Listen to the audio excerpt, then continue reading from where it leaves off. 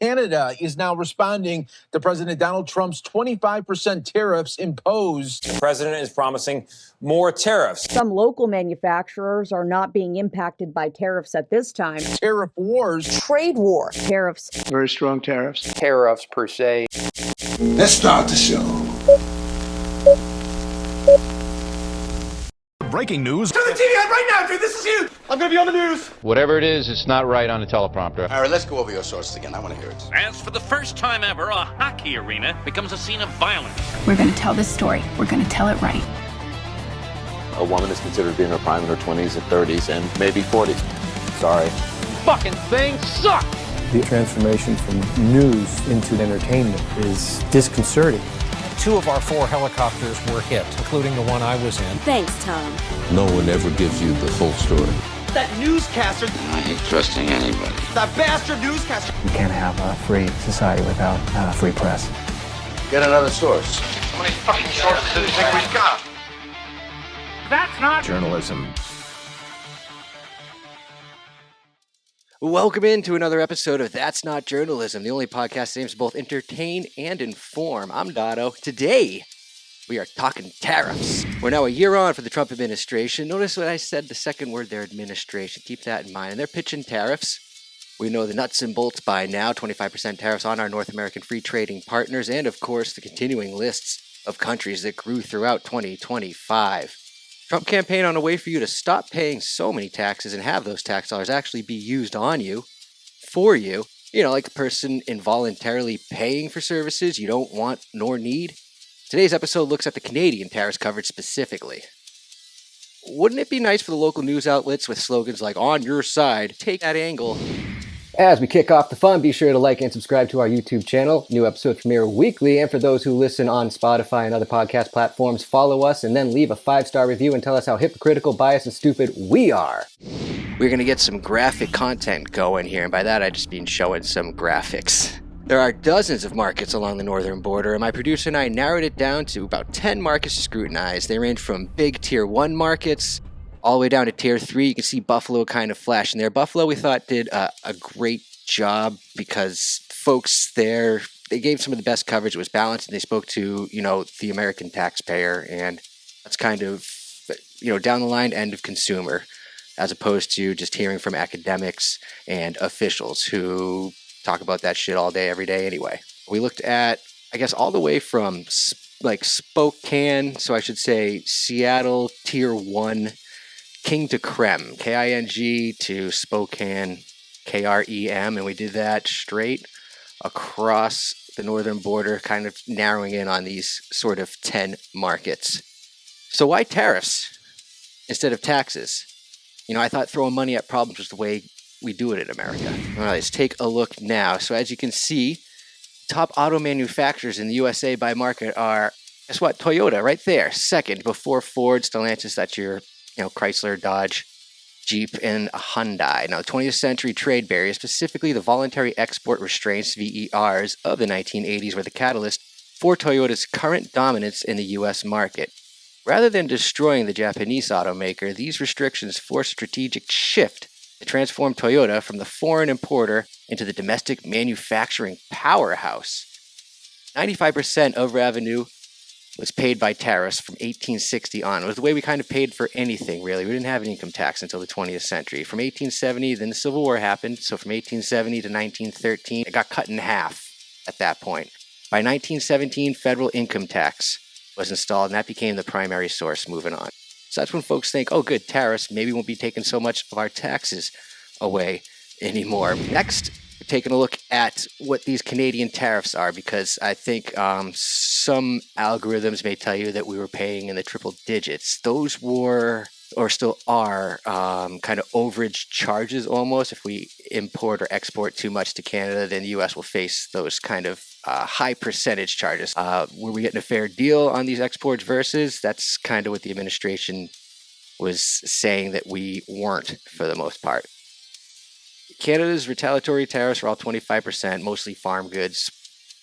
dairy, that sort of shit. So the U.S. on Canada charges typically 20 to 131.8%. The average is 20 to 100%, whereas if you look at Canada, we're still getting kicked in the balls 200 to 300%. So yeah, it's still stupid, but it's not kind of the way it's been set up on some maybe social media algorithms where you see that Canada was charged us 300% before we charge them 25. No, I mean, that's the F in NAFTA. But questions we don't see being asked maybe are, what are the quotas? Those are fine answers that I think a reporter should have asked, could have asked. And how often can they change? I mean, can Canada just flip it the next day? And that gets us to questions, missing questions, themes we're going to understand today. The average consumer, the average American wants certain answers, and whether or not reporters are asking or not, it still seems like maybe they aren't in some cases. It's also not up to them to provide it. They're not going to say, we asked him, blah, blah, blah. You don't have to track it that way. You can also track kind of going, bridging from one quote to the other to show that maybe they answered that. And that's kind of what I'm getting at, is some do, some don't. So here's the three big questions. What did businesses do to prepare? The Trump campaign for over a year, telling you that they were going to be enacting all these tariffs. Second question, what do domestic product numbers look like? You think oil, you hear, oh, we got so many terrible oil shortages, and you find out there's massive reserves in Texas. So it's kind of not the whole picture, and that's kind of what we rely on the news to do. And the third question, final one, is why should we keep paying increasing taxes instead of earning revenue from other countries? We see this coverage, see if you can identify it, whether it's in answers or whether it's a report or track, or maybe it's all out, like I said, the tracked question of we asked them sort of thing. So that's through the graphic moments. All right, I had to take a break after that one. Thought it was necessary, a little, it was a little under 5 minutes, and apologies to the listener. It wasn't great, that's why I kind of read them word for word, but it gives you the historical kind of context about why 75 million people would vote for the tariffs. And the second one maybe cleared up some misconceptions or maybe misinformation even. And then the third one was kind of set up, what we'll be looking for as kind of the average taxpayer, the average person watching the news. Hope the questions asked are by networks and reporters who say they're on your side. Now we're going to kick off our clips with CBS on the national level. This one is from February 18th, 2025. The headline reads, Trump says he may impose auto tariffs of around 25% by Caitlin Yellick. The first thing to notice is that this article doesn't match up with the accompanying video. The video is from CBS Morning's package that is either from this morning or the morning before. You can read, President Trump says reciprocal tariffs will increase U.S. revenue, but some warn of risks. So it even has its own headline. The article appears to be news of the day, maybe cut down from the national wires. Now, digital producers and web writers will cut down wire stories or sum up a reporter story, then attach the matching video, even if it has one. Think of a newsreader's script being pasted to the web and reformatted to read like an article, a news article with Dateline. I can see here, Washington. However, that's not the case here. Dateline Washington, President Trump said Tuesday that he could impose hefty tariffs on automobile imports, but said he would have more to say in early April. I probably will tell you that on April 2nd, I can't do a good Trump, but it'll be in the neighborhood of 25%, Mr. Trump told reporters at Mar-a-Lago in Palm Beach, Florida. The president also mentioned tariffs on pharmaceuticals and semiconductor imports, and he said would be 25% and higher. And it'll go very substantially higher over the course of the year, unquote. Mr. Trump said he wants to give companies a little bit of a chance, quote, to set up factories in the U.S. before unveiling the new levies. Mr. Trump has threatened sweeping new tariffs. Keep an eye on threat there, maintaining that they will bolster the U.S. economy over the long term, while acknowledging that they could cause prices to go up for Americans in the short term. He has imposed a 10% tariff on all imports from China and ordered 25% tariffs. Can't speak. 25% tariffs on all steel and aluminum imports. He also signed off on 25% tariffs on imports from Canada and Mexico, but delayed them after both countries announced they would take actions to address the flow of fentanyl over the border. It's a pretty cut and dry article, informative on what's going on. Here's how it's presented on CBS Mornings. Part of the Trump administration's effort to dramatically cut back on the government overall. The firings could only number in the hundreds of thousands. And in another dramatic change, the president is promising more tariffs, this time on any country that has a tariff on us. He says basically if they charge us, we're going to charge them right back. Nancy Cordes is at the White House with more on what all this means. Nancy, good morning. Good morning, Tony. This can be confusing, so here it is in a nutshell. Currently, many countries place higher tariffs or taxes on U.S. goods than the U.S. imposes on theirs. President Trump is directing his advisors to now even things up. Again, pretty informative on the matters currently at hand. What's the catch? This podcast is about calling out TV bullshit. Like we laid out, we want to know what's in it for us, the taxpayer, the average American viewer, not some sort of expert. And let me say, there is no greater oxymoron than professor. We're talking lifelong academics who've never worked, or folks who have been in the workforce and then been out of it for decades. And they have different tiers of bug and classes of expert infighting. Many look down on pseudoscientists, like alchemists or economists. Let's at least hope it's not one of them. He says it will mean more revenue for the U.S. government. But economists warn it... Damn it! Fucking thing sucks! Could also lead to a global trade war and drive prices up here at home. War. Gonna hear trade war and tariff war a lot today. They have to be able to tie war to a president who said he wants to bring home the troops and end the wars. Okay, back to the vid. She goes through the president's plan, explains the reciprocal tariffs and how America gets butt-fucked by everybody else. Skim 3, you can see Trump talking, explaining more of it, Trump talking. Then that shift to Elon Musk. We heard at the beginning of the anchor's lead, and we hear from Musk. The experts never get attributed or even turn up in the story at all. So it's odd for Nance to put them in the lead like that. Why would they do that? Not even quote them or paraphrase them? It's kind of speculative instead of the facts in the face, despite, this whole story's good start. And that's how the national nerds handle their shit. The arbiters of sensation, if you will. Well, let's see how they tease a segment with an expert at the local level. We're going to be going tier 1 to a larger market from WKYC. It's in the Cleveland-Akron market. That's number 19, top 20. It's owned by Tegna. It's got a pending deal with Nexstar, though. This one's a little ahead. It's from March 4th, 2025. It has seemingly changed overnight, and a trade war does appear to be on the horizon. And it sets up the two co-anchors. They're speculating and then tossing to their reporter in the newsroom. We just said the economy is changing overnight. We're going to see the effects, and I mean, we are kind of doing that at the moment. That's one expert we'll hear. But what are they telling you, not just about what's happening? So this appears to be like a VOSOT tease ahead to an upcoming story of E02 sound on tape. It looks to be during a 4 o'clock show. A lot of networks, local channels are adding 4 o'clock news, especially with Ellen DeGeneres, getting canceled or having her show stop. And more often you'd think, a lot of those rights get traded, like Steve Harvey's show and stuff, between local broadcast media companies and all that. It might be a decent bonus episode to try out at some point, maybe.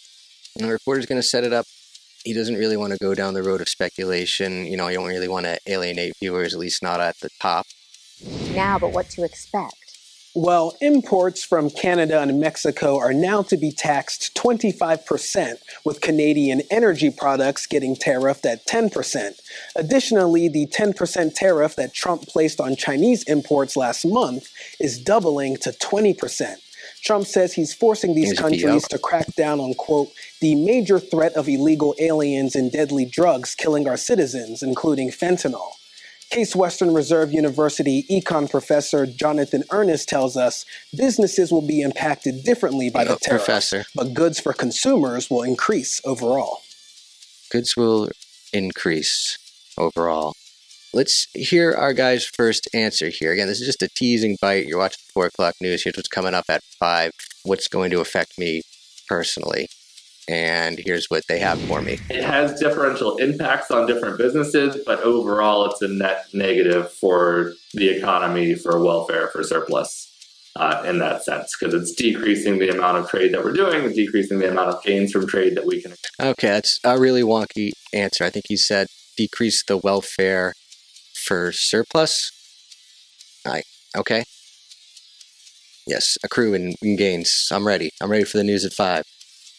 And if I'm a passive viewer, I don't know if I'm sticking around for that.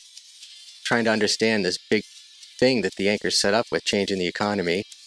Now that was then, and this is now.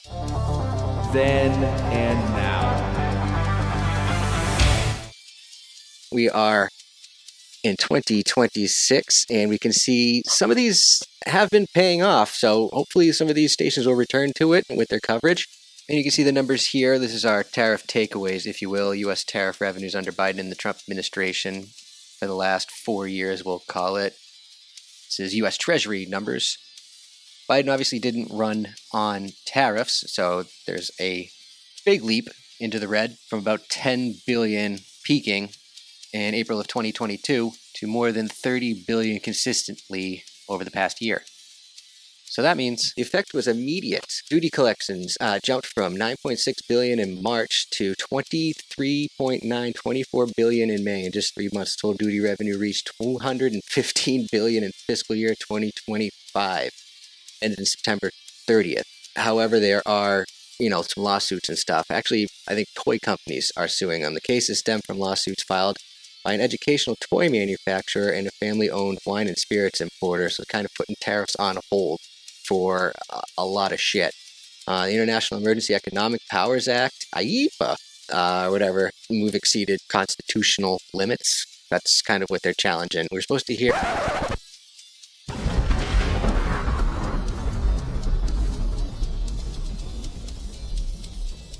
Oh, we can kiss that $175 billion in duties collected goodbye. They are now considered illegally collected.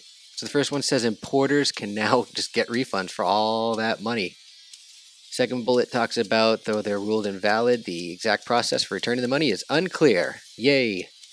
Third one deals with no idea when they'll be coming back, and Customs and Border Protection is the agency in charge, I guess. Fourth one says it's not sure if the refunds will be returned to consumers. My guess it's going into pockets. And the final one talks about future actions for the administration. It could try to impose new tariffs, and I believe Trump administration did at 15%, but this is just regarding the ones we are talking about this episode today from 2025. All right, I'm going then and now. So this tariffs follow-up. So unfortunately with WKYC, we didn't yield much about the news that we shared earlier. I did see this article, though.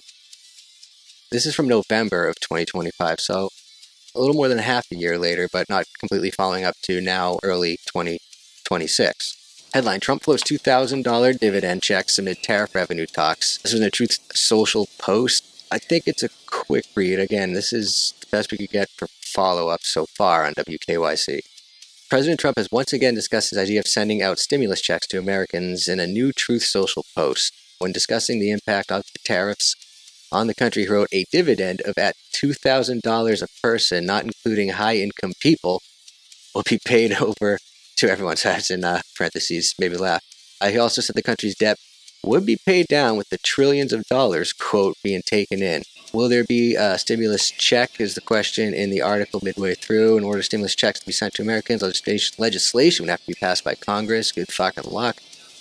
Not the first time Trump has teased this. I guess he did it with OAN in October, so a month before that. He goes on to define rebates. And here's kind of the one tough zone we enter with this one. Financial experts tend to agree that while tariffs are formally imposed on foreign exporters, the actual cost is shouldered by U.S. companies importing goods. Financial experts tend to agree. I don't know if that's super fair. I tried to go back and see what she wrote about the economy and Biden. She seems pretty green. She only wrote something on the former president's cancer diagnosis in the fall of 2025.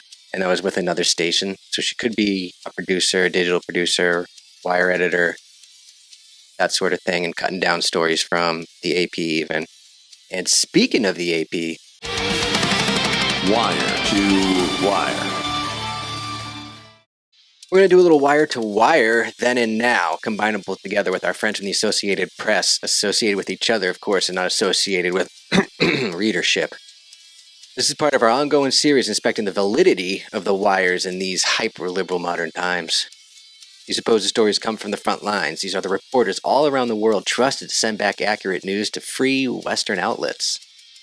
We're going to take a look at how tariffs were covered last year versus now, and how they were covered during different presidencies.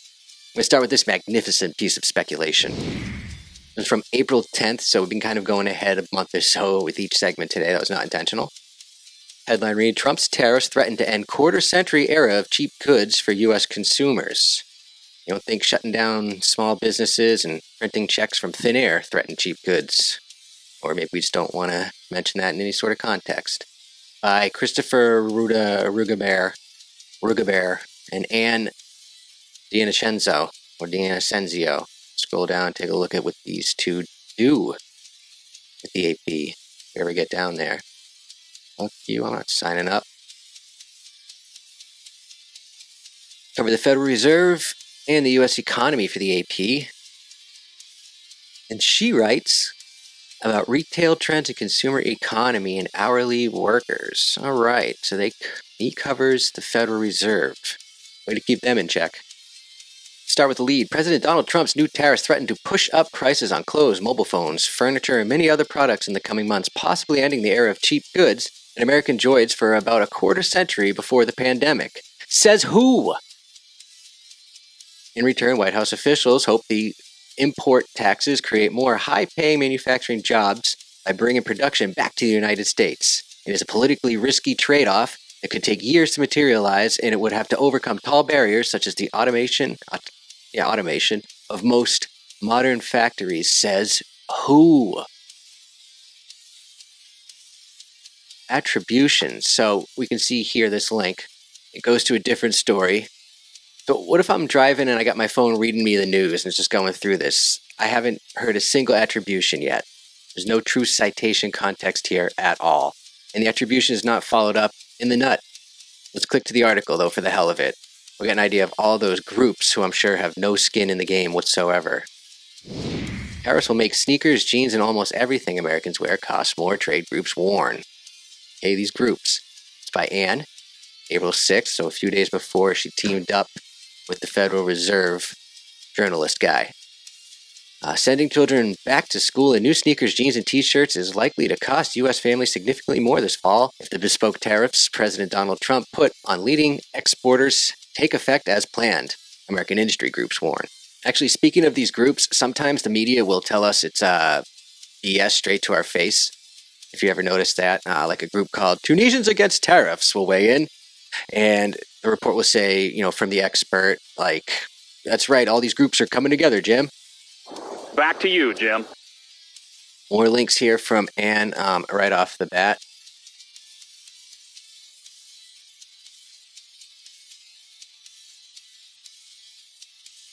Answering your questions about President Trump's vast new tariffs. So here we have some numbers. Now, these link outs are what they should be used for. So originally this link that came out of the first article gave you the context. So again, if I'm driving in the car and just having the news read to me, I did not get attributions through the lead or the nut graph of the one by the two of them before this one.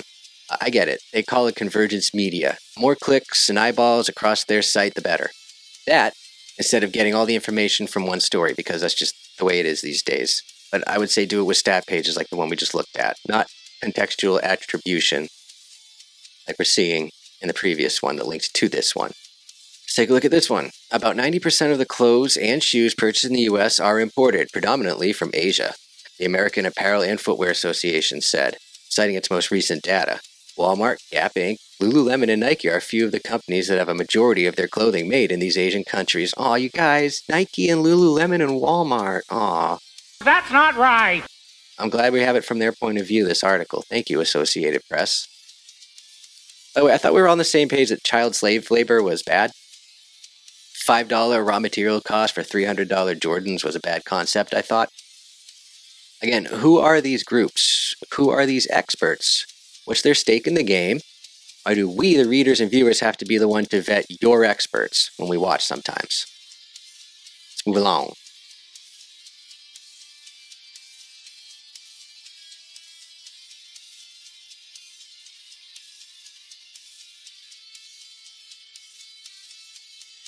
Okay, next I want to talk about the term selective stats. Selective stats go a longer way in setting a narrative in TV form due to the time constraints, but I think there are issues in the written form too. So we check this one out here.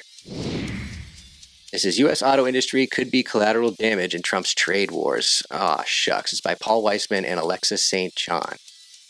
Alexa is a climate reporter who had trouble attributing some sentences at some points. I did scroll down and check out that author too. I'll save you on this one. I was just showing you where I get that information from if you scroll all the way to the bottom of these Associated Press pages.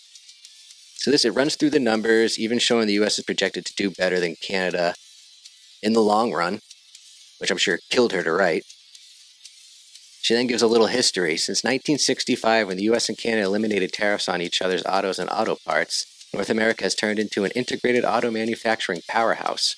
Mexico was brought into the fold by a 1994 regional trade pact, and another one negotiated by Trump himself, 2020. Then, much of the production has moved to Mexico.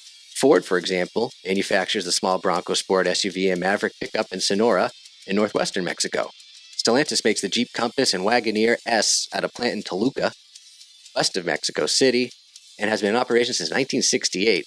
General Motors turns out GMC and Chevrolet pickups at a plant in Silao,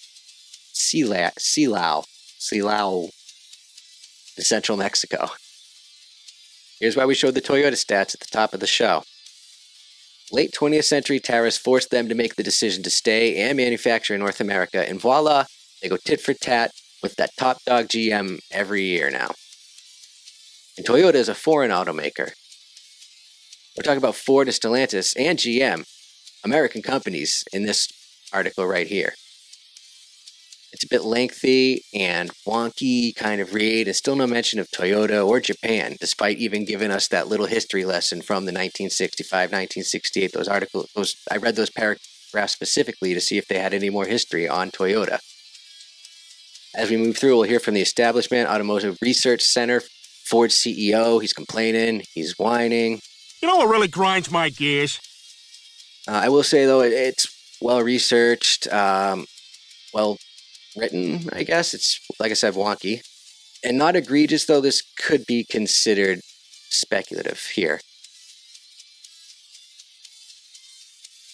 By taxing Canadian and Mexican imports, most of which has been entering the U.S. duty-free, Trump would be lobbying an explosive into the elaborate manufacturing network, just kind of mentioned up here in these previous paragraphs. It gives off the author's position as decided that the system is fine, it does work, and Trump's administration is pushed to increase revenue without taxation is a big old wrench in the plan here with these tariffs. So writing and language use also plays a big part in pushing narratives over news. So we're going to take a look at how when past presidents have pushed tariffs, these press have referred to it as policy. The main word other than war we've seen leading up to these tariffs, now that we've moved kind of into April as we've gone through the previous year through these stories, we had threat that we saw. So here we have looming. Trump's tariffs loom over the economy as shipments from China fall. So now we've reached the end of April. It's April 30th, 2025. By Paul Weissman. There's our girl Anne Christopher, Ruta Roland Gardner. Mind you, still haven't found any writing examples or we haven't heard any attributions from the taxpayer. Right now, we've got a lot of college professors who most certainly don't hate Trump on the record here.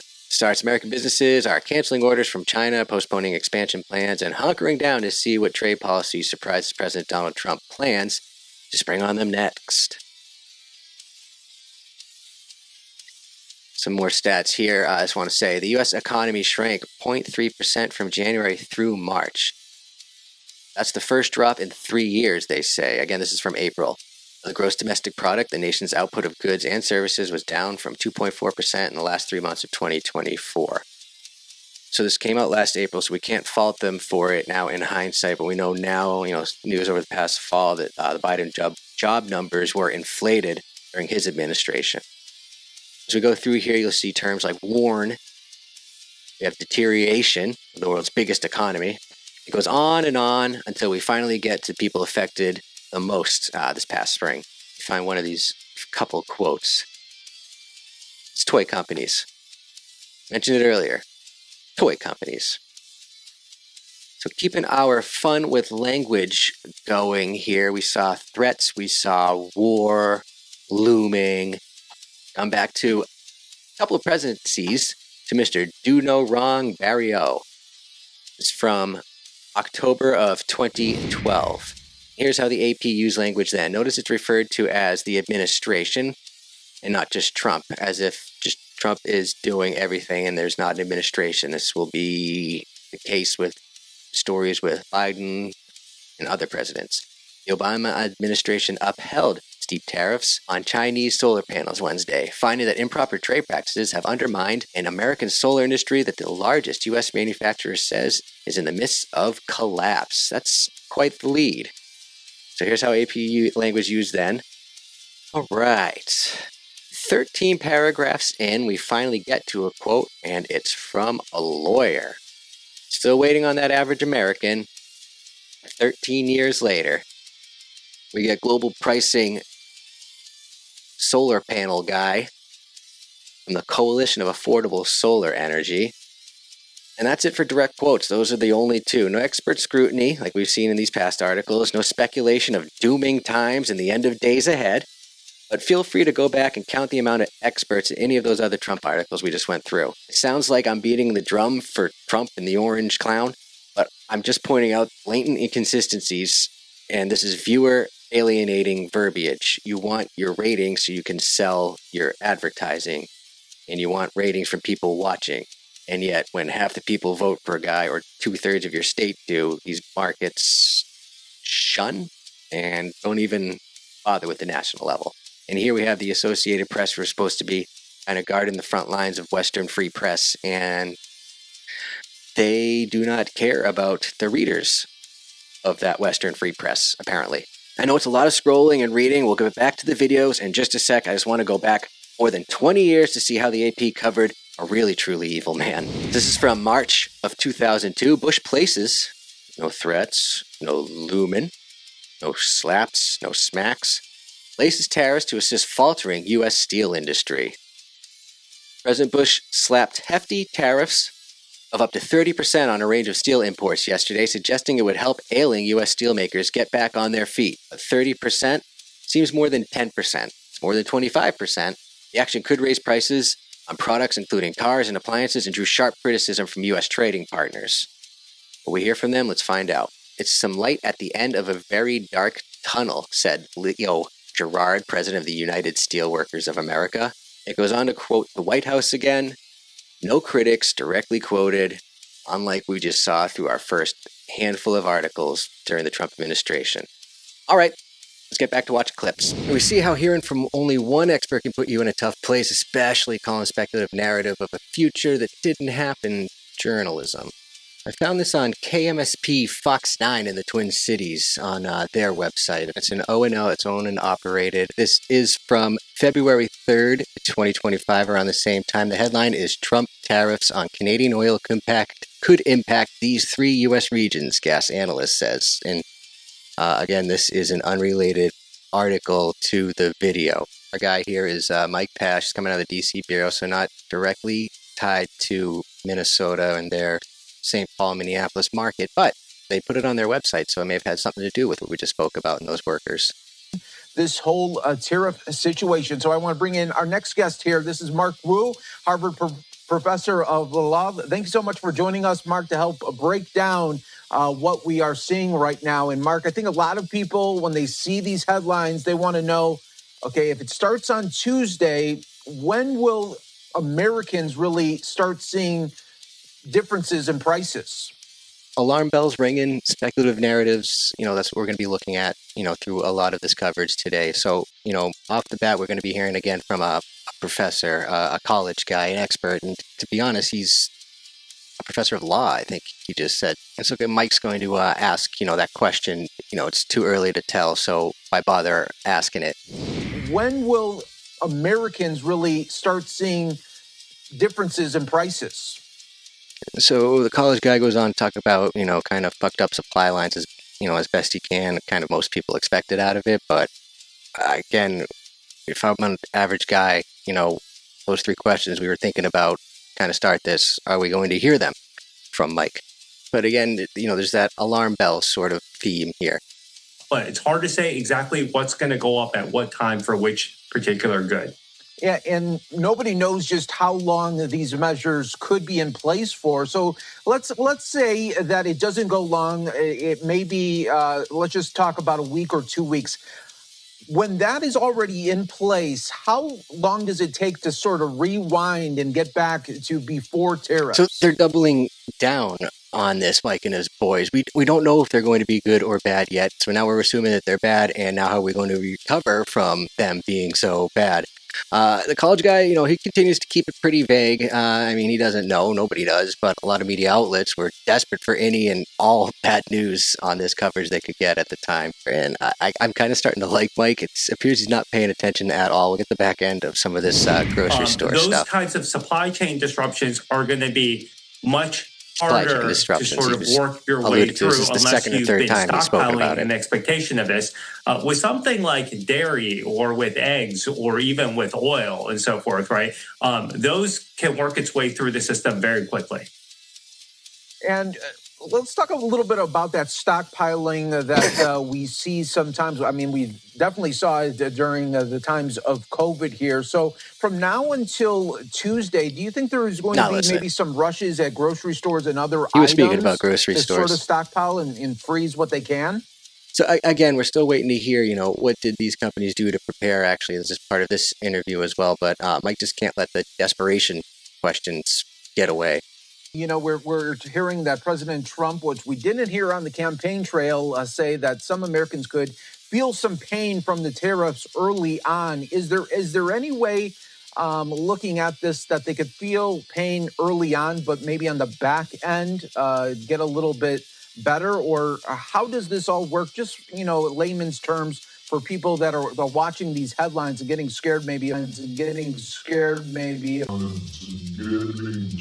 The price is going up. You're making them scared, bro. More and more, back and forth, companies passing it down to the consumer who doesn't appear to get a say or, ask a question from their point of view. I will say, though, one rare moment, he does get kind of their point of view on a different sort of question. Yeah, no doubt about that. And Mark, when it comes to these trade wars, does the consumer ever look at maybe a business or really a marketplace and say to themselves during the trade war, well, why does that industry get the products from maybe Canada or Mexico? Do they kind of look at that, and does that maybe reshape the way that they go about buying things in America? I think most... that's more or less the same. I had one more clip on kind of, our college guy experts' final thoughts, but I think we can move along and continuing, when do I, me, or you get to ask the question? We made it through the wires and the speculation. Let's play a game. It's game time. Game time. Game time on the TNJ pod. Gonna guess what they said next on the TNJ pod. Was it racist? Was it sexist? Or all of the above? Was it inspirational or over sensational? Of course it was. Today we're going back to Minnesota and back to Fox 9, where we first heard from our guy Mike talking to the law professor about economics and fair trade. It's been in the news recently, and it won't be going anywhere in the future because homeboy, he's got court dates. But the Don Lemon storming of a Minnesota church, you've seen the video by now, but if you haven't, pause, go take a look. I could have sworn he didn't work for any news outlets anymore, and yeah, what he was doing and saying was not journalism. But we'll save Donnie Boy for another episode. He wasn't alone. Let's take a look.